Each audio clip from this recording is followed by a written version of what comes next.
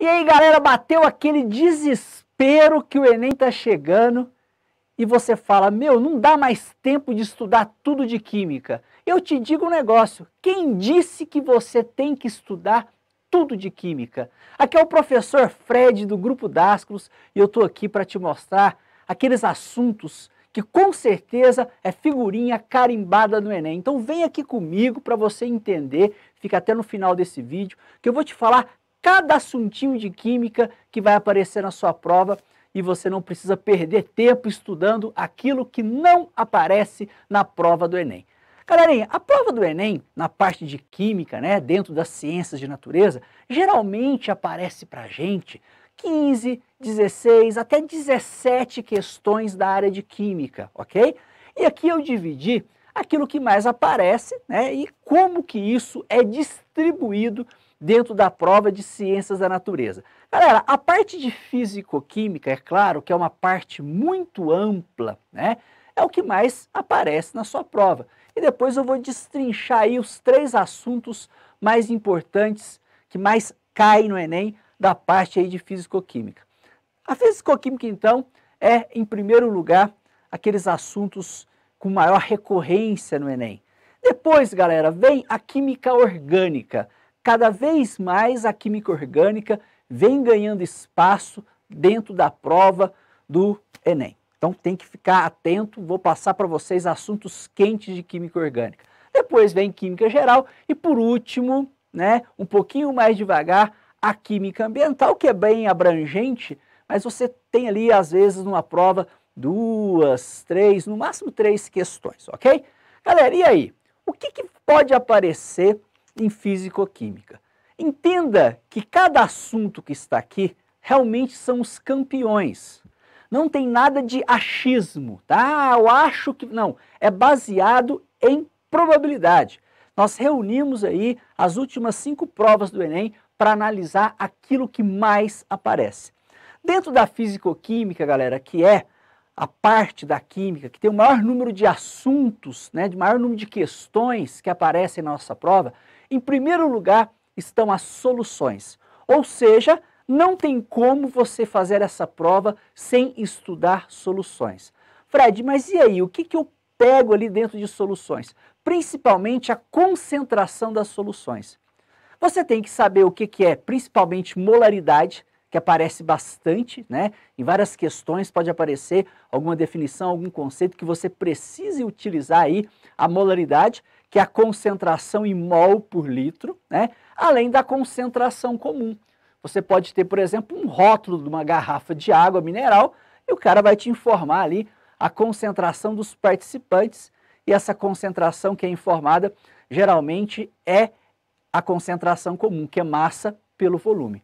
Agora, outras 2 concentrações que estão em alta no Enem, galera, é título, que é a porcentagem que pode ser expressa em massa, em volume. Esse ano nós temos que tomar cuidado, nós falamos muito aí do álcool 70%, né, por conta da pandemia, né, então a gente tem que tomar cuidado sim com essa porcentagem, né, que é o que nós chamamos de título. Então quando eu falo para você, pô, álcool 70%, o que é isso? É o título. Significa que 70% ali é constituído de etanol e os outros 30% é constituído de água. Então eu tenho várias soluções do nosso dia a dia que nós expressamos a concentração na fórmula de título. Outra situação que sempre vem na crescente, galera, é a concentração em partes por milhão, que é a ppm, né? Que é muito comum a gente usar o ppm, né, a partes por milhão, para a gente expressar quantidades pequenas de algumas substâncias, mas é muito utilizada, por exemplo, para a gente analisar as substâncias que são poluentes, né, no nosso dia a dia. Pô, quantos ppm eu tenho de CO2 no ar atmosférico, tá? Então, concentração das soluções é o que mais aparece na prova do Enem dentro da fisicoquímica. É o campeão. Mais de 20% da fisicoquímica vem aí com as soluções, ok? Em segundo lugar, galera, a pilha. Eu estou falando que é eletroquímica, mas pilha cai mais do que eletrólise. Então é muito importante você conhecer o mecanismo de uma pilha. Você olhar para uma pilha e falar, meu, esse aqui é o polo positivo, esse aqui é o polo negativo, lembrar da regrinha do Kral, né? Cátodo sofre redução, ânodo sofre oxidação. Essa regrinha do Kral você pode usar tanto para pilha quanto para eletrólise, né? Lembrar o que é redução, lembrar o que é oxidação, né? Quem está dando elétron sofre oxidação, quem está recebendo elétron sofre redução. Então a pilha é algo bem metódico, você precisa conhecer cada passo e é importante que aparece sim também os potenciais, né? Diferença de potencial ou força eletromotriz é importante você conhecer. E fechando a fisicoquímica, galera, nós temos aí um assunto que envolve bastante equilíbrio químico, que é o pH, né? Potencial hidrogeniônico. Então, para você analisar se uma amostra é ácida ou básica, você tem que analisar o pH, né? Você pode usar um pHmetro, que é um aparelho digital que mede o pH, ou você também pode lançar mão dos indicadores ácido-base. Mas é importante você ter a noção que a acidez e a basicidade são definições de equilíbrio químico. Você entender como, por exemplo, o indicador ele se comporta de uma cor ou de outra, você entender que isso é um deslocamento de equilíbrio, né? O princípio de Le Chatelier. Então é isso aí que aparece mais, galera, na fisicoquímica. Não se esqueça, pô, outro assunto pode aparecer, sim, mas entenda que você está correndo agora há quanto tempo? E você quer, na verdade, estudar em cima de fatos, de probabilidade, de estatística. Então está aqui para você a fisicoquímica, tudo certo? E aí? E dentro da química geral, que é aquele assunto, né, global, que mais, né, em segundo lugar aí dos tipos de químicas que aparecem no Enem para você. Galera, primeiro assunto, campeão, misturas. Você entender separação de mistura e cada método é fundamental. E é um assunto muito teórico, que geralmente o pessoal não tem dificuldade. Então, geralmente, esses assuntos de separação de mistura são assuntos considerados fáceis, tá? Na hora que você vai jogar TRI, você tem que entender que aquele assunto que a maioria das pessoas, né, muitas pessoas acertam, são assuntos fáceis e você não pode, né? Você não pode errar. Você pode cair aí no anti-chute, tá certo? Então, galera, separação de mistura, conhecer cada uma. Toma cuidado, que mesmo dentro de um assunto importante na química ambiental, que é o tratamento de água, você tem aí alguns processos de separação de mistura, fique atento com essa situação.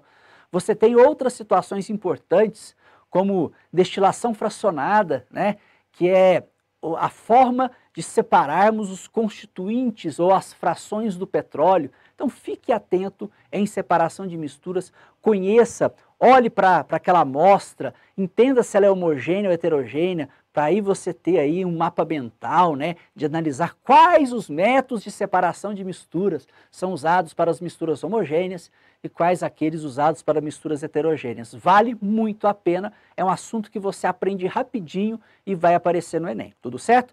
Galera, estequiometria.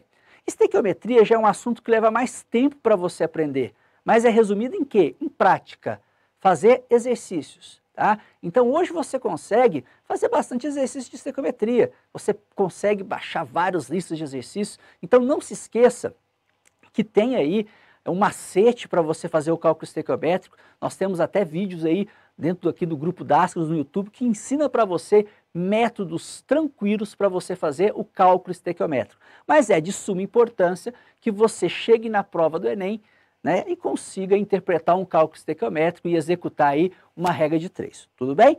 Galera, as funções inorgânicas também são muito importantes.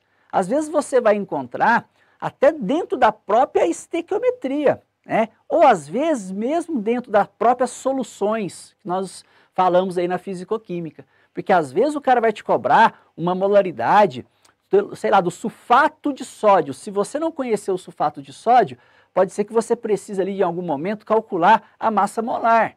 Aí o cara vai te dar os dados das massas, mas você que tem que lembrar, muitas vezes, qual é a fórmula molecular do sulfato de sódio. Então as funções, galera, inorgânicas, às vezes você não tem uma questão exatamente daquilo, fala só, pô, qual é a função inorgânica de tal substância, né? Claro, com um texto mais elaborado, como o Enem faz, Mas a gente tem que tomar cuidado que, às vezes, as questões de funções inorgânicas, ácido, base, sal e agora principalmente óxido, pode estar embutida em outras questões, como por exemplo dentro da química ambiental. Você vai fazer alguma questão de química ambiental e se depara lá falando da chuva ácida e você tem que conhecer aqui que um óxido ácido reage com base para formar um ácido, né? Por exemplo, o trióxido de enxofre reagindo com água para formar o ácido sulfúrico, que é muito comum encontrarmos chuvas ácidas dessa natureza. Então, conhecer as funções inorgânicas é muito importante. Antigamente a gente falava muito de ácido, de base e de sal. Hoje, galera, óxido é a bola da vez. Conhecer os óxidos, as classificações é muito importante. Por quê? Eles estão aí a todo momento no nosso cotidiano, no nosso dia a dia. E o Enem adora essa situação. Tudo bem? Galera, a química orgânica é um assunto ou que você ama ou que você odeia, né? Mas não tem como você chegar no Enem sem conhecer as funções orgânicas. Olha que bacana, gente, no Enem. O pessoal, talvez a matéria que eles mais detestam dentro da química orgânica, o pessoal não gosta de reação, né?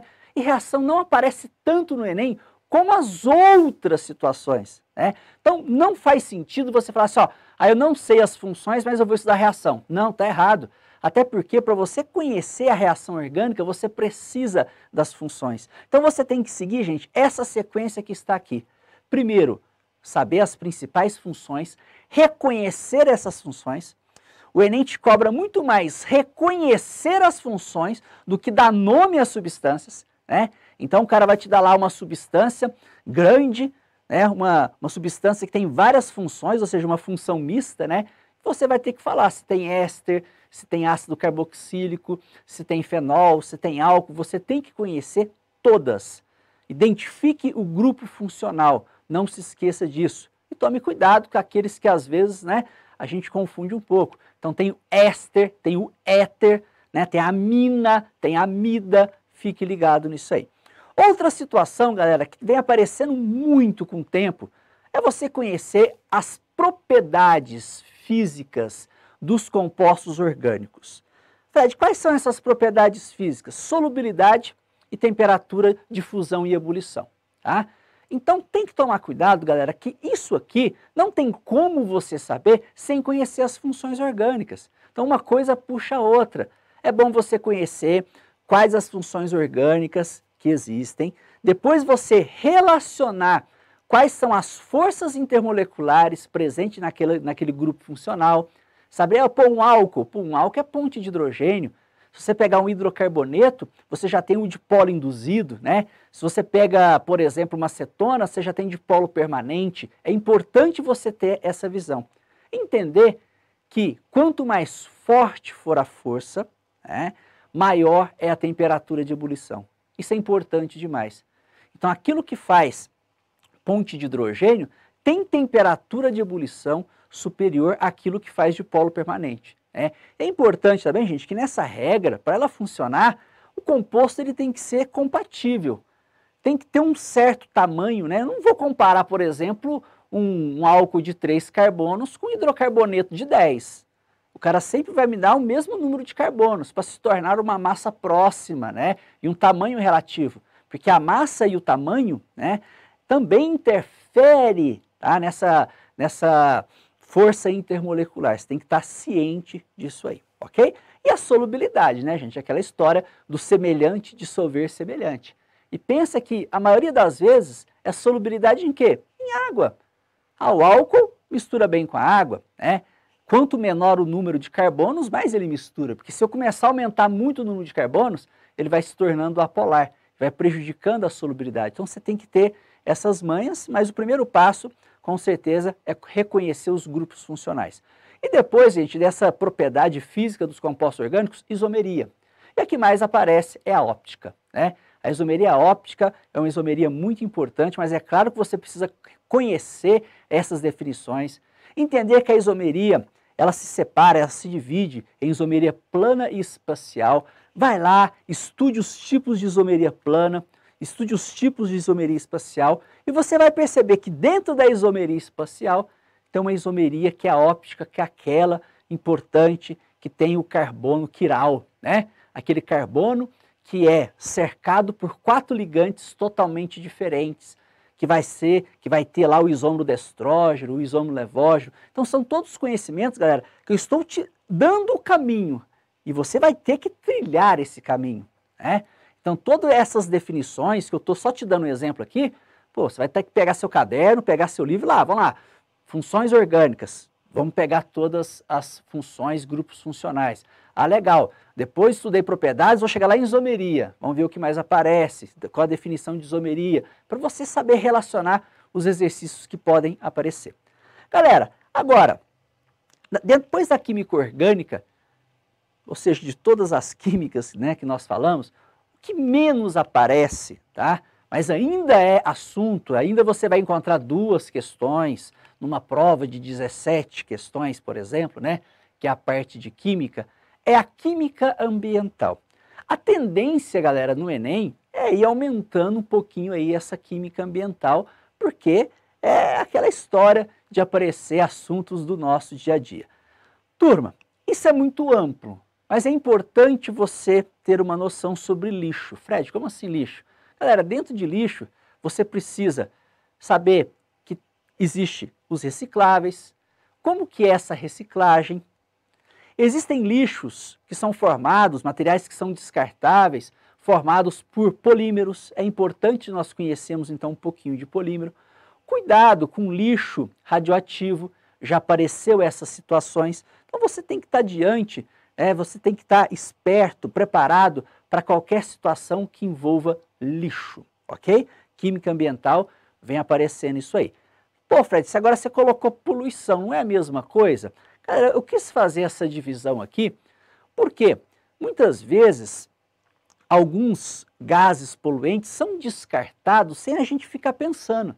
Não é igual o lixo que você vai lá, amarra, coloca dentro lá de um recipiente, pronto. Não, quando você está andando com seu automóvel, ou quando você pega um ônibus, né, você também está participando de uma poluição.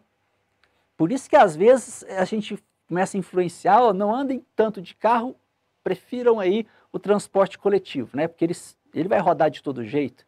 Então é a forma da gente pensar desses gases que vão poluir o ambiente. E aí pode casar com a fisicoquímica, qual é a parte de ppm, né? Que é partes por milhão. Então pensa, galera, o ozônio, por exemplo. Não, Fred, o ozônio é poluição, não, o ozônio é importante, né? A camada de ozônio. Galera, o ozônio é protetor lá na estratosfera. Aqui na troposfera, não. Aqui ele é um poluente. Então a gente tem que ter essa noção. Principalmente, galera, quando eu falo de poluição, estou falando de gases. Tome cuidado com situações como derramamento de petróleo no mar, por exemplo, né? Também é uma forma de agredir o ambiente. Turma, separei mais um assunto aqui, tratamento de água. Fique esperto. Leia algo sobre como funciona o tratamento de água e quais são os métodos de separação de mistura. O que eu retiro? Como que eu retiro a sujeira da água? Tem infiltração? Tem flotação? Tem floculação? Dê uma analisada, leia sobre tratamento de água, que também é um assunto super importante e vai aparecer para você, e pode aparecer para você nesse Enem.